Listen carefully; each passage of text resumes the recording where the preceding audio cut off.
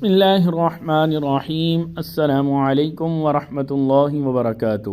اس سے پہلے والی ویڈیو میں ہم یہ بیان کر رہے تھے کہ کس طرح سے حضرت خالد بن ولید رضی اللہ تعالی عنہ اپنے بھائیوں کی مدد کے لیے پہنچے تو پھر رومیوں نے بھاگنا شروع کر دیا تو میدان میں ہر طرف اسلامی لشکر کے مجاہد ہی مجاہد نظر آتے تھے۔ رومی یا تو مقتول پڑا ہوا نظر آتا تھا یا پھر وہ دم دبا کر بھاگ رہا تھا۔ حضرت درار بن ازور رومیوں کو قتل کرتے کرتے حضرت عبداللہ بن جعفر کے قریب پہنچ گئے۔ حضرت عبداللہ کی زرہ اور آستینوں پر مقتول رومیوں کا خون پڑ پڑ کر جم رہا تھا، وہ اونٹ کی کلیجی کی جیسا لگ رہا تھا۔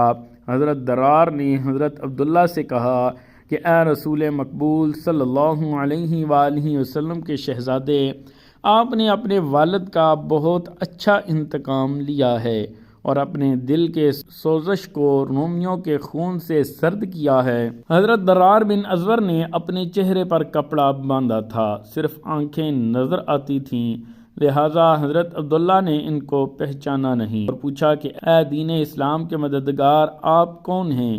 جواب دیا، میں درار بن ازور صحابی رسول صلی اللہ علیہ وآلہ وسلم ہوں۔ حضرت عبداللہ نے فرمایا کہ اللہ تعالیٰ آپ کو جزائے خیر دے کہ آپ نے بڑے نازک وقت میں ہماری اعانت فرمائی۔ یہ گفتگو ہو رہی تھی کہ حضرت خالد بن ولید اپنے لشکر کے ساتھ وہاں آئے۔ حضرت عبداللہ نے حضرت خالد بن ولید کا شکریہ ادا کیا اور کہا کہ گرجا گھر میں بوڑھا راہب مع حاکم و طرابلس کی بیٹی اور اس کی سہیلیوں کے ساتھ چھپا ہوا ہے۔ بہت قیمتی جواہر، زیورات اور دیباج اور لباسوں کا خزانہ اس کے ساتھ ہے۔ گرجا کی حفاظت کے لیے رومی بطارکہ اور سواروں نے اس کو گھیر رکھا ہے، اب اس پر یورش کرنی چاہیے۔ چنانچہ حضرت خالد، حضرت عبداللہ، حضرت درار نے اپنے ساتھیوں کے ہمراہ الگ الگ سمت سے گرجا گھر پر حملہ کر دیا۔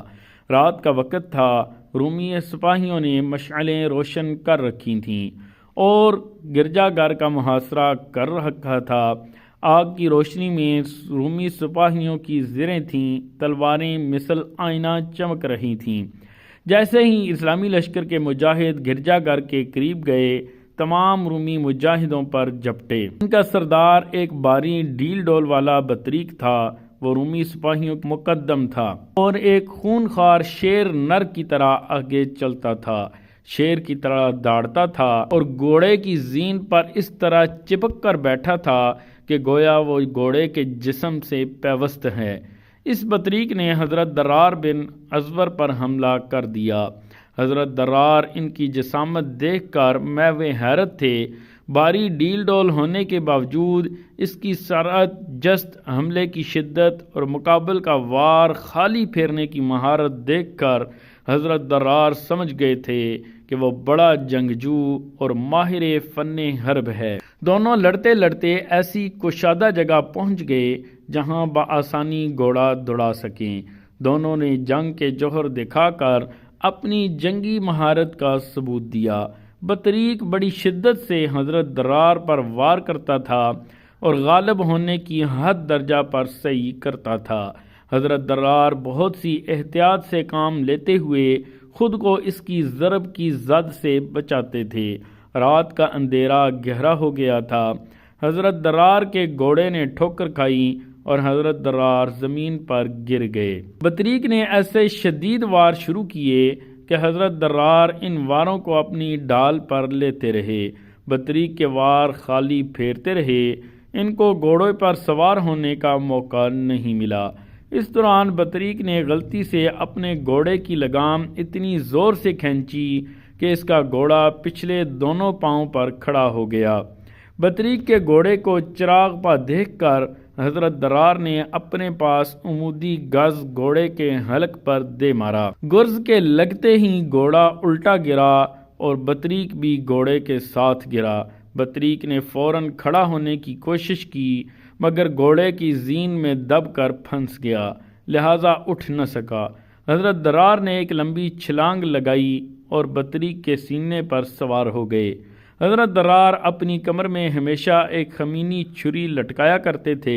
فوراً کمر سے چھری نکالی اور بطریق کے سینے میں گھسیڑ دی۔